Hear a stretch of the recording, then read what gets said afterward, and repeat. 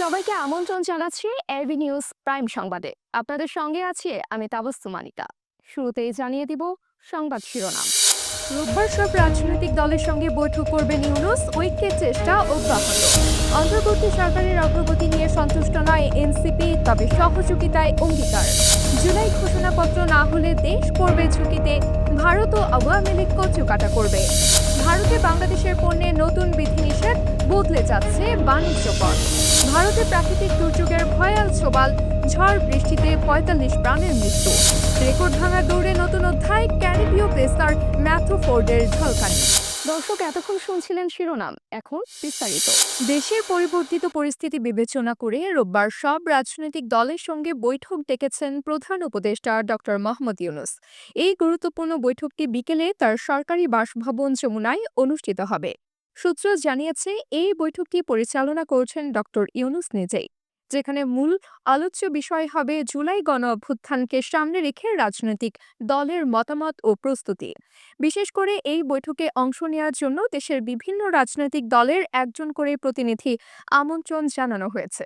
আমার বাংলাদেশ পার্টির চেয়ারম্যান মুজিবুর রহমান মঞ্জু জানিয়েছেন, তাদের কাছ থেকে একটি কল এসেছে যেখানে বলা হয়েছে আগামীকাল বৈঠক অনুষ্ঠিত হবে এবং তারা অংশগ্রহণের জন্য প্রস্তুত কিনা তা জানানো হয়েছে। তিনি বলেন, বিকাল ৫টার দিকে বৈঠক হতে পারে। অপরদিকে আজই যমুনায় প্রধান উপদেষ্টার সঙ্গে বিএনপি ও জামায়াতে ইসলামীর প্রতিনিধি বৈঠক অনুষ্ঠিত হয়।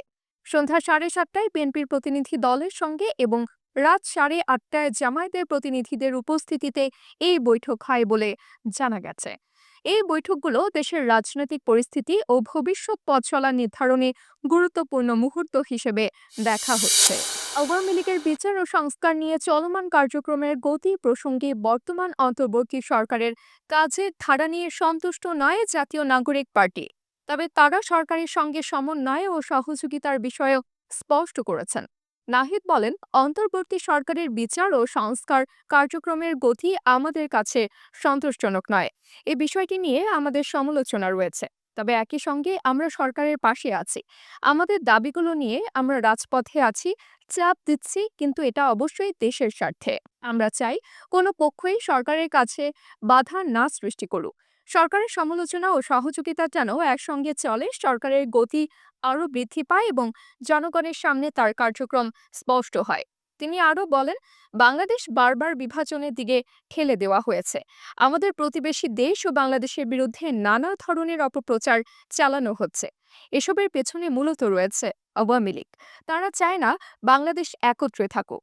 শনিবার রাজধানীর বাংলা মোটরে রূপায়ণ টাওয়ারে এনসিপির অস্থায়ী কার্যালয় সমসাময়িক পরিস্থিতি নিয়ে আয়োজিত সংবাদ সম্মেলনে এক প্রশ্নের জবাবে এসব কথা জানান এনসিপির আহ্বায়ক মোহাম্মদ নাহিদ যে ইসলাম। মৌলিক কাজগুলা, বিচার সংস্কার, এই বিষয়গুলো যদি উনি করতে না পারেন তাহলে আসলে ওনার থেকে কি লাভ? উনি যেই প্রতিশ্রুতির জায়গা থেকে এসেছিলেন সেটি উনি রক্ষা করতে পারতেছেন না এই পরিস্থিতিতে। এবং দেশে যদি এই পরিস্থিতি চলতে থাকে, রাজনৈতিক দলগুলো যদি বা বিভিন্ন পক্ষ যদি এভাবেই চলমান থাকে তাদের রাখায় তাদের কার্যক্রম, তাহলে আসলে ওনার পক্ষে দায়িত্ব পালন করা সম্ভব নয়। ইনকিলাব মঞ্চের মুখপাত্র শরীফ ওসমান হাদি সতর্ক করে বলেছেন, যদি জুলাই ঘোষণাপত্র না আসে তবে সেই সময় শহীদ পরিবার ও আন্দোলনে অংশগ্রহণকারীদের ওপর ভারতের পাশাপাশি আওয়ামী লীগ একত্রে কঠোর আঘাত হেনেছে। তিনি বলেন, জুলাই ঘোষণাপত্র যদি না আসে তবে আওয়ামী লীগ নিষিদ্ধের জন্য কার্যক্রম চালানো হবে। যারা এই সরকারের মধ্যে থেকে আওয়ামী লীগকে চায় তাদের নৈতিক পরাজয় হবে আওয়ামী লীগের নিষিদ্ধের মাধ্যমে। চূড়ান্ত পরাজয় তখনই আসবে যখন জুলাই সনদ তৈরি হবে। তিনি আরও বলেন, বিএনপি কেন জুলাইয়ের রাজনীতি থেকে দূরে থাকলো? আমাদের বলার সময় এসেছে। ঢাকা শহর অচল করে দেওয়ার জন্য প্রস্তুত থাকো। লাখ লাখ মানুষ আমাদের সঙ্গে থাকবে, আন্দোলনে যোগ দেবে। শরীফ ওসমান হাদি আরও অভিযোগ করেন, বিএনপি দিল্লির ছকে পা দিয়েছে। তারা শুধু নির্বাচনের কথাই বলছে, সংস্কার বা বিচারের কথা বলছে না। শনিবার বেলা 11:30টায় ঢাকা বিশ্ববিদ্যালয়ের মধুর ক্যান্টিনে আয়োজিত দেশের চলমান সংকট মোকাবেলায় জুলাই জনতার জাতীয় ঐক্য বিনির্মাণে জরুরি সংবাদ সম্মেলনে এই মন্তব্য করেন তিনি। এভাবে যে সরিয়ে দেওয়া হয়েছে, এদিকে শুধু বিএনপি ক্ষতিগ্রস্ত হয়েছে নাকি সারা বাংলাদেশ ক্ষতিগ্রস্ত হয়েছে? সারা বাংলাদেশ ক্ষতিগ্রস্ত হয়েছে। কিন্তু আমরা এখন দেখলাম সেনাবাহিনী একটা ১/১১ মতো নতুন করে একটা ফরম্যাটে উঠে আসতে চাচ্ছে। বাংলাদেশের তৈরি পোশাক সহ অন্যান্য পণ্যের ওপর ভারতের নতুন বাণিজ্য কড়াকড়ি ও বিধিনিষেধ আরোপ করে দিল্লি। এই সিদ্ধান্তের পরিপ্রেক্ষিতে ভারতের বেশিরভাগ মূলধারার সংবাদ মাধ্যম এটিকে রেসিপ্রোকাল মুভ বা পাল্টা পদক্ষেপ হিসেবে ব্যাখ্যা করছে। তাদের দাবি, সম্প্রতি ঢাকা ভারতের রফতানিতে যে অশুল্ক বাধা আরোপ করেছে তার জবাবে এই সিদ্ধান্ত নিয়েছে দিল্লি। অর্থাৎ ভারতের এই পদক্ষেপ এক ধরনের প্রতিক্রিয়া বা পাল্টা ব্যবস্থা, যা মূলত বাংলাদেশ থেকে আসা রফতানি বাধাগুলোর প্রতিকার হিসেবেই দেখা হচ্ছে। বিস্তারিত দেখুন প্রতিবেদনে।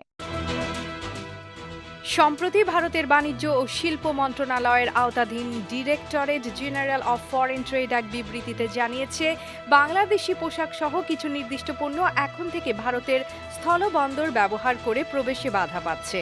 এই সিদ্ধান্তের ফলে বাংলাদেশ থেকে আসা পণ্যসমূহের উপর তাৎক্ষণিকভাবে বিধিনিষেধ আরোপ করা হয়েছে। বিবৃতিতে স্পষ্ট করা হয়েছে, তবে এই নিষেধাজ্ঞা কেবল দেশের অভ্যন্তরীণ সীমান্ত ব্যবহারে প্রযোজ্য। ভারত থেকে নেপাল ও ভুটানে রপ্তানি হওয়া পণ্যগুলো এই বিধিনিষেধের বাইরে থাকবে।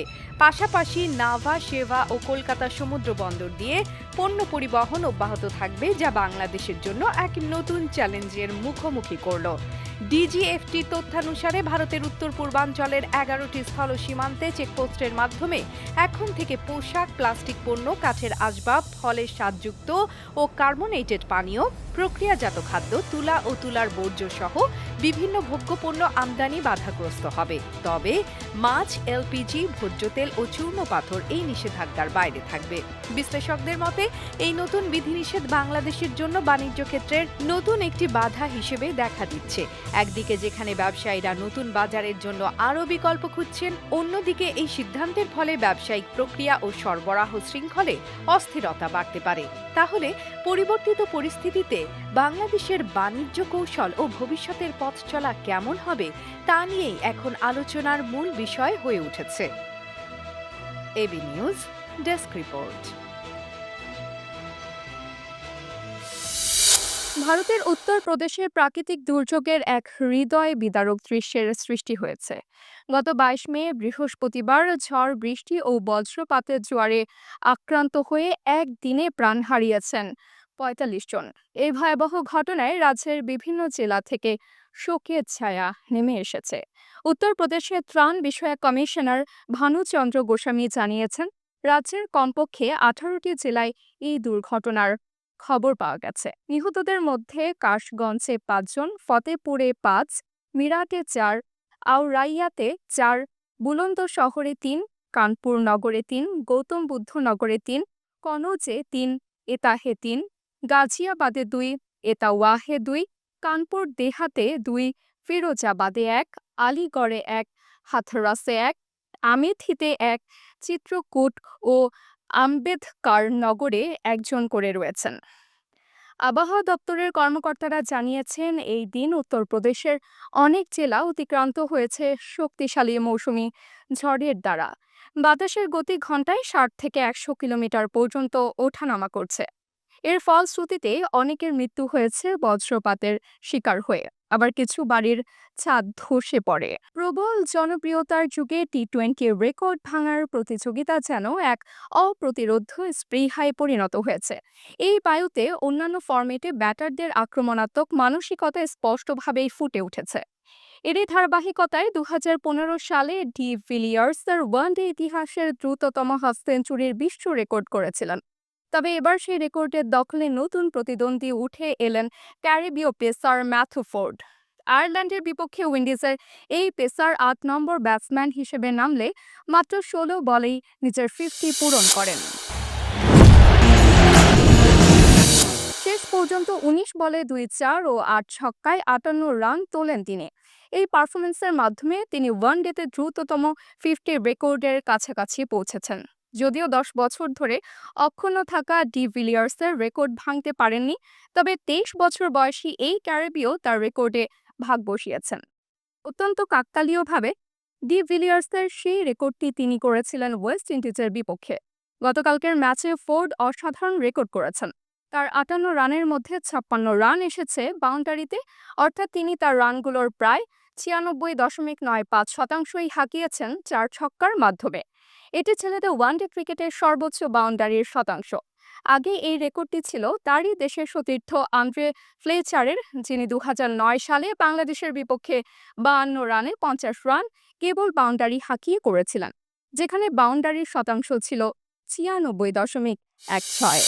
দর্শক, এতক্ষণ আমাদের সঙ্গে থাকার জন্য ধন্যবাদ। সর্বশেষ সংবাদ পেতে ভিজিট করুন আমাদের ওয়েবসাইট www.abnewsinternational.com এ। সেই সঙ্গে নিয়মিত ভিডিও নিউজ পেতে আমাদের ফেসবুক পেজ ও ইউটিউব চ্যানেলে চোখ রাখুন।